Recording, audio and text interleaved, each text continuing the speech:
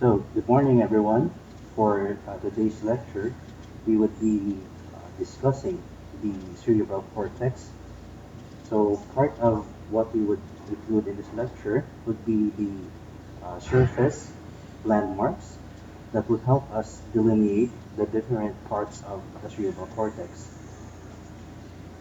So, you can see in here the specimen of a human brain demonstrating all the parts of the cerebral cortex.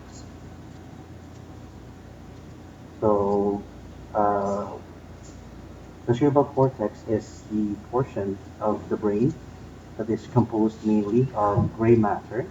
So, it's composed of neurons as opposed to white matters, which are just basically uh, nerve fibers.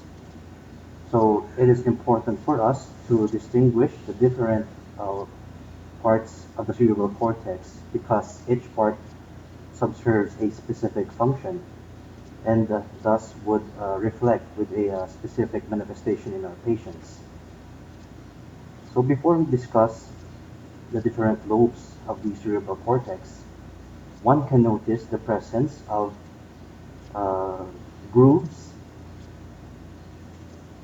which we call as sulci, in the presence of infoldings or gyri.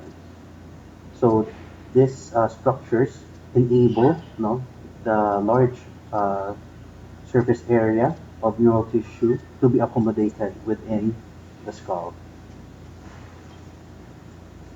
So basically, the cerebral cortex can be divided into the frontal lobe, which is located in the anterior portion.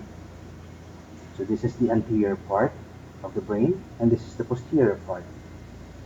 So we have in here the anterior portion, the frontal lobe, on the superior portion, the parietal lobe, the inferior lateral portion, the temporal lobe, and the posterior portion, which is the occipital lobe.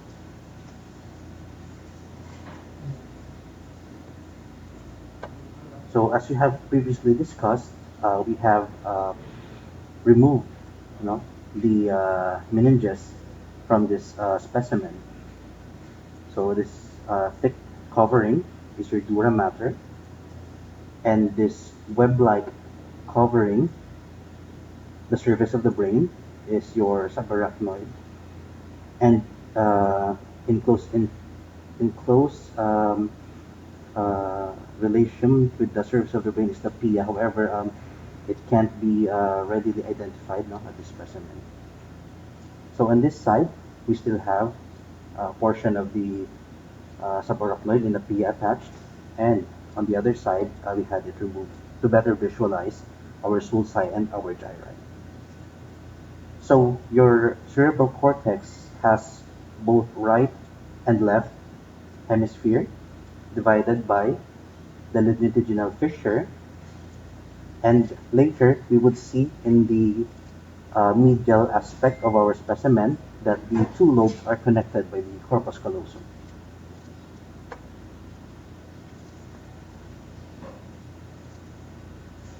So we are now looking at the right side of the brain because the exposure of our sulci and gyri is better at this side. So let's discuss first the frontal lobe. So the frontal lobe uh, occupies most of the anterior portion of the cerebral cortex. It's also the largest lobe, among the different lobes in the brain. So the frontal cortex is particularly developed in humans, and it's the very structure that separates us. So we would first discuss the frontal lobe. So the frontal lobe occupies most of the anterior portion of the cerebral cortex, and it is the largest among the four lobes of the brain. The frontal lobe is especially developed in humans because its function includes decision making, judgment, behavior. So at the same time, it also um, has functions of controlling the motor movements of the body.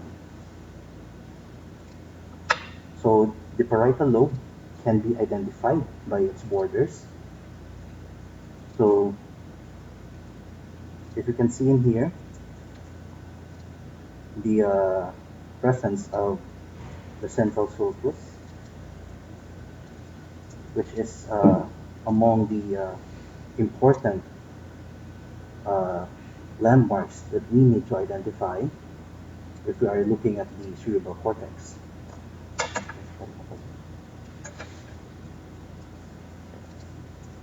So I hope that it's clear to you.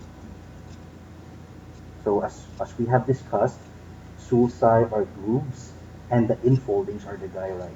So this is one of the most important structures that one needs to identify if we want to be able to delineate the different lobes. So this is the central sulcus, starting from the midline, going laterally down to the inferior portion of the frontal lobe. So all structures that lie anterior to this sulcus is part of the frontal lobe. Okay, so everyone gets that. Another structure that is an important part of the frontal lobe is this gyri or gyrus.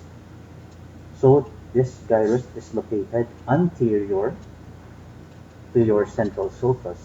So this is a pre-central gyrus, which is also known as our primary motor area. It's also known as your Brodmann area 4. So this uh, motor gyrus uh, corresponds, to specific portions in our body. So if you can still recall, we have the motor homunculus, which uh, which shows that the specific portion of the body has a corresponding location in the motor strip. So the arrangement of the the portion that is served in the motor strip is inverted. So as we can see in here, the superior portion of your motor strip subserves the lower extremity from the foot to the leg, going to the trunk, and on the lateral portion subserves portion of the face, the head, the neck area. So this is your uh, motor strip or the pre-central gyrus.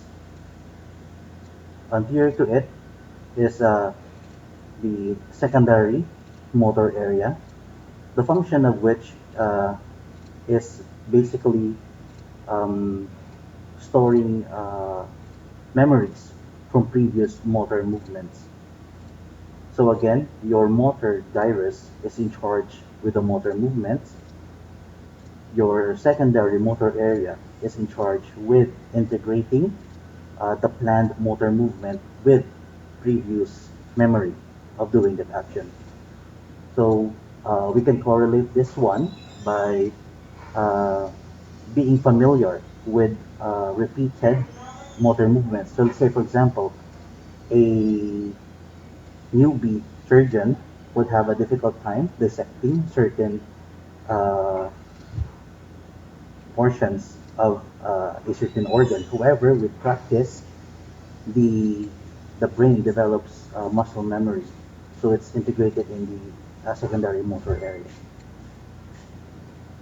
So moving forward, more anteriorly, uh, we can appreciate the two sulci, the superior and inferior frontal sulci, which divides the anterior portion of the frontal lobe into the superior, the middle, and inferior frontal gyrus. Alright, so if you can recall, sulci are the grooves and gyri are the infoldings. So the importance of identifying this is that located in the inferior frontal gyrus is what we call as Broca's area. So Broca's area or Brodmann area 44 in 45 is in charge with motor expression of speech. So it's usually located at the dominant side of the brain. So majority of the people is located at the left side of the brain. So damage to Broca's area would result with expressive aphasia. So the patient would have comprehension of the language or the stimulus, but would have difficulty in expressing, no, or giving out verbal response to that stimulus. Awesome. Awesome.